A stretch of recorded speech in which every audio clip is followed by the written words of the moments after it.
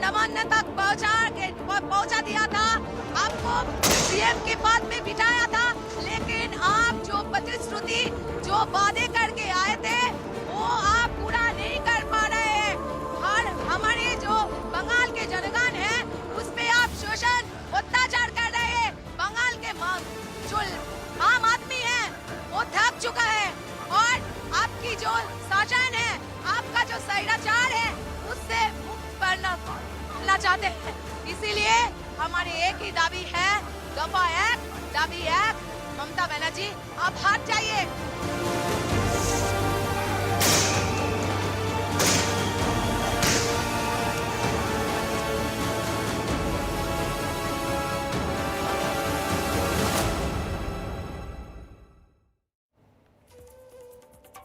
तो आपने जो आवाज सुनी ना, जो छात्रों की अपील थी, जो एक आवाज थी, उस एक आवाज के पीछे पूरा कोलकाता इकट्ठा था, पूरा पश्चिम बंगाल इकट्ठा था। नमस्कार, आप देख रहे हैं खबर पक्की है, मैं हूं विकास भदौरिया। कोलकाता के अस्पताल में एक डॉक्टर के साथ हुई दरिंदगी के खिलाफ आज वहां बड़ी संख्या में छात्र संगठन सड़क पर उतरे और मुख्यमंत्री ममता बनर्जी के इस्तीफे की मांग की है। छात्रों के मार्च को रोकने के लिए ममता सरकार ने सड़क पर भारी संख्या में पुलिस फोर्स को उतार रखा था। मार्च शुरू हुआ लेकिन नबन्ना यानी ममता सरकार के सचिवालय तक पहुंच ही नहीं सका।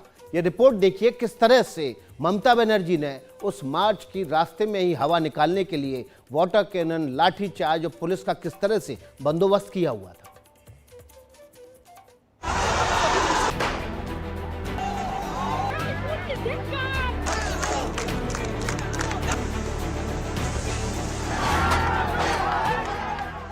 इस तस्वीर को देखकर आप कोलकाता की सड़कों पर फैले आक्रोश का अंदाजा लगा सकते हैं।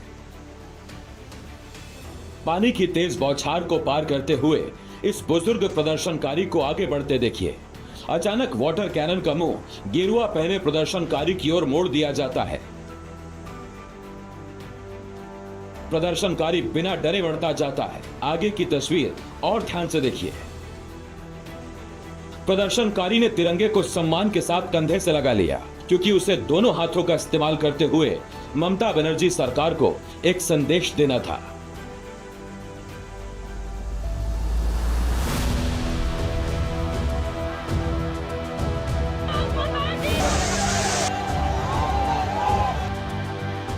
कोलकाता की सड़कों पर पुलिस और प्रदर्शनकारियों के बीच संग्राम छिड़ गया।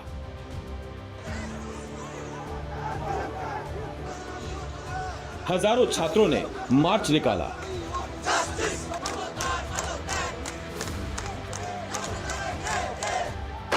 तो कहीं आंसू गैस के गोले दागे गए और कहीं पानी की तेज बौछार की गई।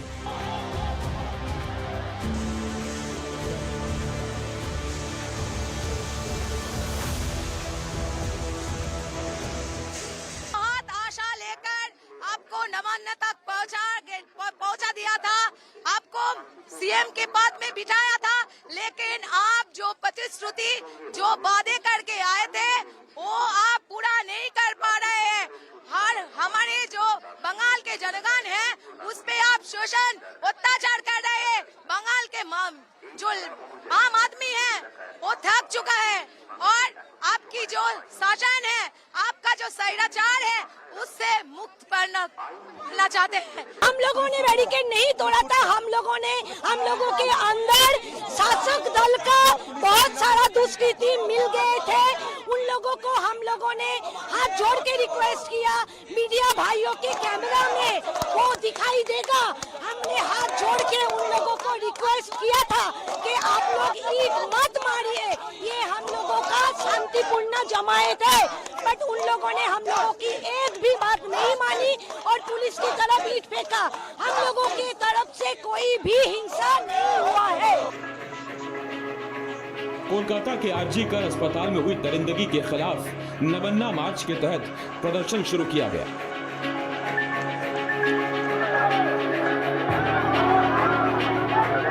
तो पुलिस ने प्रदर्शनकारियों को रोकने के लिए जबरदस्त इंतजाम किए।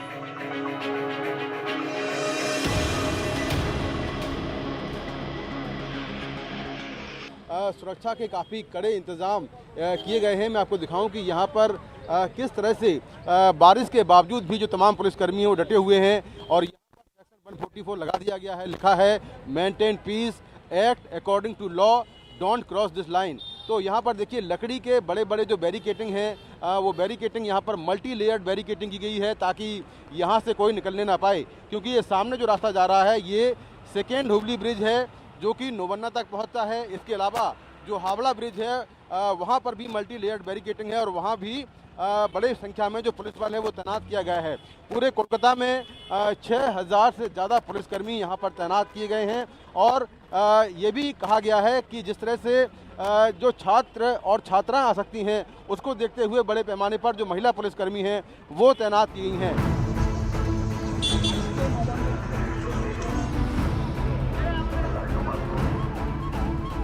छात्रों को रोकने के लिए पुलिस ने बैरिकेडिंग कर रखी थी। जब बैरिकेडिंग तहस नहस हो गई तो पुलिस ने लाठी चार्ज किया और लाठी चार्ज से बात नहीं बनी तो पानी की तेज बौछार शुरू कर दी गई। इतना ही नहीं, पुलिस सचिवालय के आसपास ड्रोन से भी निगरानी करती रही। 6000 पुलिसकर्मी ड्यूटी पर लगाए गए, 21 डीसीपी तैनात किए गए और 19 जगहों पर बैरिकेडिंग लगाई गई। जो भी होगा हम देख लेंगे, कोई दिक्कत नहीं है। मैम कितने अरेस्ट हुए हैं या कोई वो इंजर्ड? काउंट करना बाकी है, वो बाद में करेंगे। अभी पहले हम लोग यहाँ का देख ले, फिर बाद में दे देंगे आपको। इस मार्च का नाम नबन्ना अभियान दिया गया। नबन्ना पश्चिम बंगाल सरकार के सचिवालय का नाम है, जहां मुख्यमंत्री और उनके मंत्री बैठते हैं। जिस संगठन ने मार्च का आह्वान किया उसका नाम छात्र समाज है। संगठन ने आरजीकर मेडिकल कॉलेज में हुए डॉक्टर के साथ रेप और हत्या के विरोध में इस मार्च का आयोजन किया। आगे आपको बताएंगे पश्चिम बंगाल की सत्ताधारी पार्टी ने क्या आरोप लगाए हैं और क्या कह रहे हैं टीएमसी के विरोधी।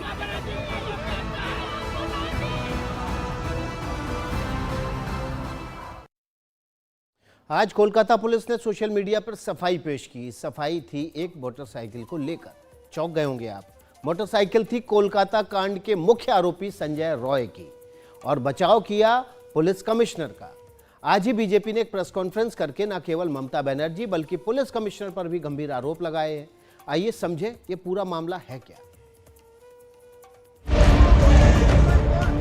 आरजीकर अस्पताल कांड के मुख्य आरोपी संजय रॉय की मोटरसाइकिल को लेकर क्या विवाद हो गया।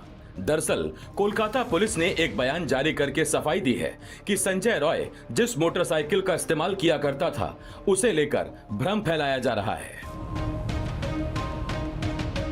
कोलकाता पुलिस ने बताया है कि मोटरसाइकिल कोलकाता के पुलिस कमिश्नर के नाम से रजिस्टर्ड थी और इस जानकारी को लेकर भ्रम फैलाया जा रहा है। पुलिस ने अपनी सफाई में कहा कि कोलकाता पुलिस के सारे वाहन किसी यूनिट को ड्यूटी पर सौंपे जाने से पहले पुलिस कमिश्नर के नाम पर ही रजिस्टर्ड होते हैं। WB01AE5021 और नीचे लिखा है KP यानी कोलकाता पुलिस। ये वही बाइक है जिसको सीबीआई ने आरोपी संजय राय के पास से जब्त किया है। संजय राय इसी बाइक का इस्तेमाल कर रहा था वारदात के पहले और वारदात के बाद भी उसने आने जाने के लिए इस बाइक का इस्तेमाल किया।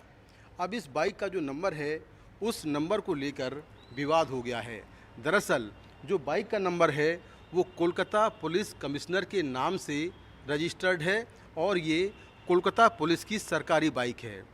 आमतौर पर जो सिविल वॉलंटियर्स होते हैं उनको सरकारी बाइक यानी पुलिस की बाइक नहीं मिलती है, लेकिन संजय जो बाइक इस्तेमाल कर रहा था ना सिर्फ वो पुलिस की बाइक थी बल्कि उसका नंबर भी कमिश्नर और पुलिस के नाम से रजिस्टर्ड है।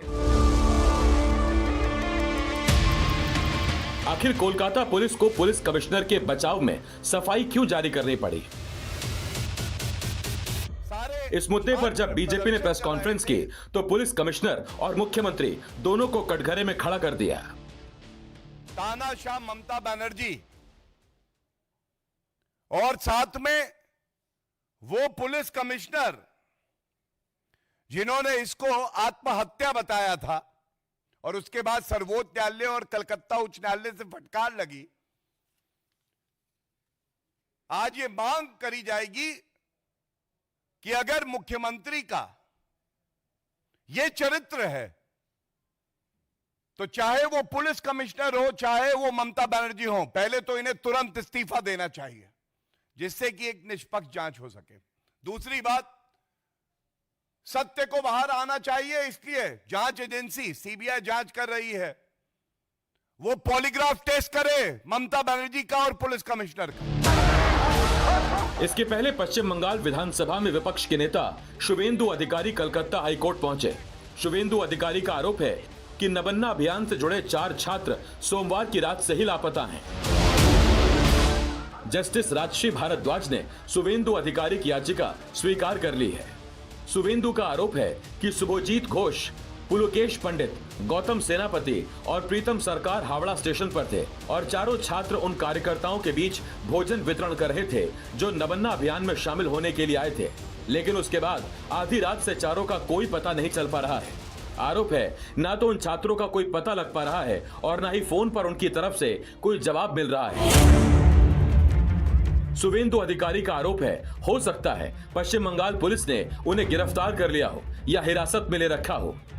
लेकिन जैसे ही ये खबर फैली कि शुभेंदु अधिकारी इस मुद्दे को लेकर कोर्ट पहुंच गए हैं, पश्चिम बंगाल पुलिस ने बयान जारी करके बताया कि चारों छात्रों को गिरफ्तार किया गया है। पूरा प्रदेश में 50-60 हजार पुलिस ये लोग आज फील्ड में उतरा। यहाँ 6000 पुलिस कलकत्ता पुलिस का, वहाँ 7 से 8 हजार police. Water cannon they are using, peaceful demonstration, no flag, no bamboo, nothing else. They are using tear gas in Santragachi. What is going on? Kolkata police ने कहा कोई लापता नहीं है। चारों छात्र नबन्ना अभियान के दौरान बड़े पैमाने पर हिंसा की तैयारी कर रहे थे। उन्हें सुरक्षा के लिहाज से एहतियातन गिरफ्तार किया गया।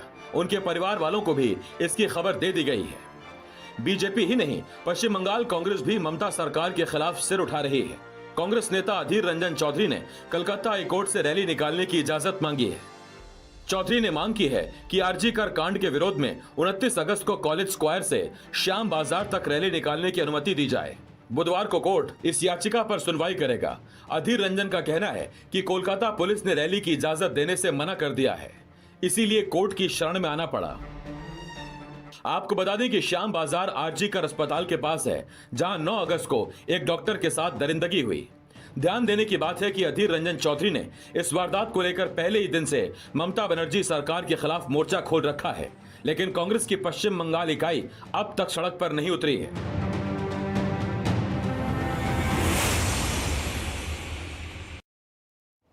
कोलकाता की सड़कों पर उबाल है और डर यह है कि कहीं ममता बनर्जी के लिए ये दूसरा सिंगूर न साबित हो। हमारे साथ ग्राउंड जीरो से हमारे सहयोगी मुकेश सेंगर जुड़ गए। सीधे उनका रुख करेंगे, जो कि सबसे पहले एनडीटीवी के दर्शकों तक हर बड़ी खबर पहुंचाते रहे। मुकेश, वो बाइक जो पुलिस कमिश्नर के नाम थी, उसको लेकर आज बहुत राजनीतिक तूफान मचा। बीजेपी ने इसको बड़ा मुद्दा बनाया। ममता बनर्जी और पुलिस कमिश्नर का इस्तीफा मांगा, ये कहते हुए कि इनके रहते न्याय नहीं हो सकता इस मामले में। क्या जमीन पर हुआ, क्या जमीनी हकीकत है, सच्चाई जरा बताइए। देखिए, एक बात तो साफ है कि इसमें बहुत सारी खामियां हैं। दरअसल जो इस तरह की बाइक होती हैं वो पुलिस के नाम से रजिस्टर्ड होती हैं, ये सही बात है और इसमें कोई बुराई नहीं है। लेकिन सबसे बड़ी बात ये है कि बाइक एक सिविल वॉलंटियर अपने निजी कामों के लिए इस्तेमाल कर रहा था। हमने कुछ सिविल वॉलंटियर से बात की कि आखिर उन्हें क्या क्या मिलता है कोलकाता पुलिस की ओर से, तो उन्होंने कहा वर्दी मिलती है, कभी कभार 10,000 रुपये महीने के मिलते हैं, और जो बाइक है वो नहीं मिलती है। बाइक तब मिलती है जब कोई इमरजेंसी ड्यूटी होती है या कोई पेट्रोलिंग होती है, लेकिन तब सिविल जो वॉलंटियर है उसके साथ में कोई पुलिसकर्मी बाइक पे मौजूद होता है, उसके साथ वो पेट्रोलिंग करता है। लेकिन निजी कामों के लिए कोई बाइक किसी वॉलंटियर को नहीं मिलती है। यहाँ पर देखने को मिल रहा है कि जो संजय है वो कोलकाता पुलिस की सरकारी बाइक का इस्तेमाल अपने निजी कामों के लिए कर रहा था। ना सिर्फ वो वारदात के पहले बाइक से अस्पताल पहुंचा, बल्कि वारदात करने के बाद जो बटालियन है वहां पर वो उसी बाइक से गया। वारदात करने के पहले जो रेड लाइट एरिया है सोनागाछी, वहां पर भी उसी बाइक से गया। अपने दोस्त के साथ शराब पीने गया।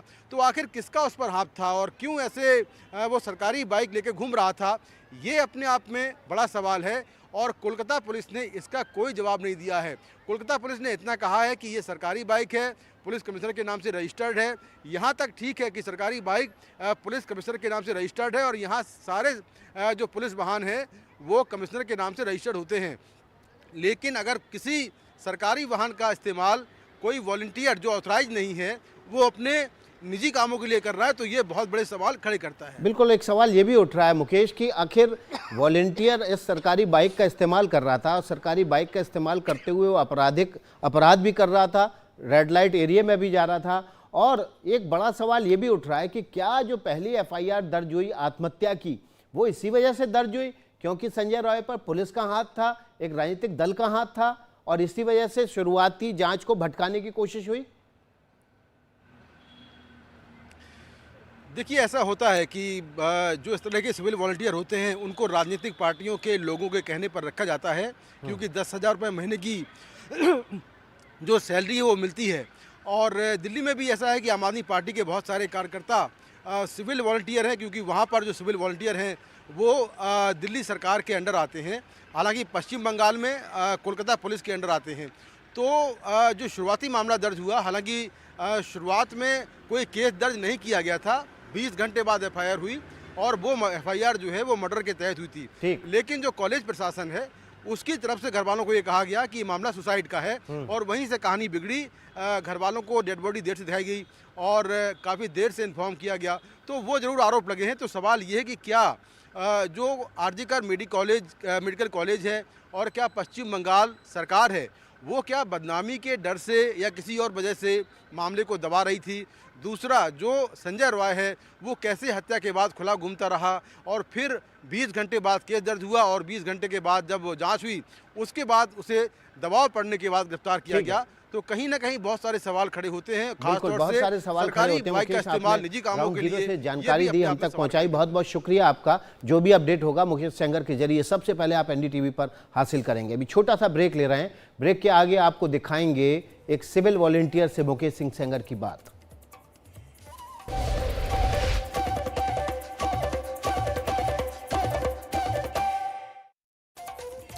तो आपको अगली खबर का रुख कराते हैं और ये खबर कोलकाता के मुख्य कांड के मुख्य आरोपी संजय रॉय से जुड़ी हुई है।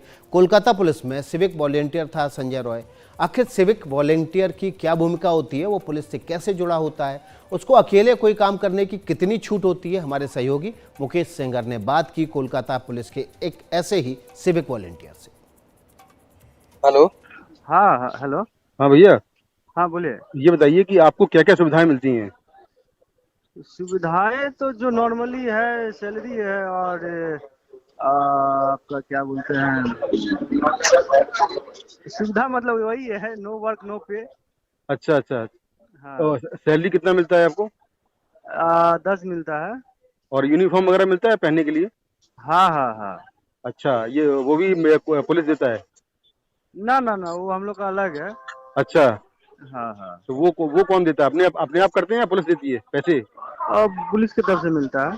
अच्छा अच्छा। और ये बाइक वगैरह मिलता है क्या आपको? ना ना, बाइक क्यों देगा, वो तो पेट्रोलिंग ड्यूटी रहता है, तो ऑफिसर एक सब 2 आदमी रहता है एक ऑफिसर के साथ। अच्छा, नहीं जो सिविल वॉलंटियर्स होते हैं उनको बाइक मिलती है चलाने के लिए पुलिस की? नहीं नहीं नहीं नहीं नहीं नहीं। अच्छा, मतलब वो अगर ड्यूटी पर्पज है तो ऐसे नहीं देता। अच्छा, ड्यूटी पर्पज पे देगा, वैसे नहीं देगा? नहीं नहीं, ऐसे नहीं है। अच्छा अच्छा अच्छा अच्छा। हाँ हाँ, ऐसे नहीं देगा। ओ वो आप हाँ बोलिए। नहीं, ड्यूटी पर्पज मतलब ऐसे कब देती है आपको बाइक? ड्यूटी जैसे अब कोई ड्यूटी जाना है, पेट्रोलिंग हो गया तो उसमें उस समय मिलता है। उसके बाद तो कोई काम के लिए मिलता नहीं, उसे रखा रहता है। अच्छा अच्छा अच्छा। हाँ हाँ हाँ। ठीक है, thank you so much. Okay okay. हाँ, मुकेश सेंगर और एक सिविक वॉलंटियर की बातचीत ये बताने के लिए काफ़ी है कि कोलकाता कांड का मुख्य आरोपी संजय रॉय खास था और कोलकाता पुलिस की उस पर विशेष मेहरबानी भी थी। आज मेरे साथ बुलेटिन में इतना ही।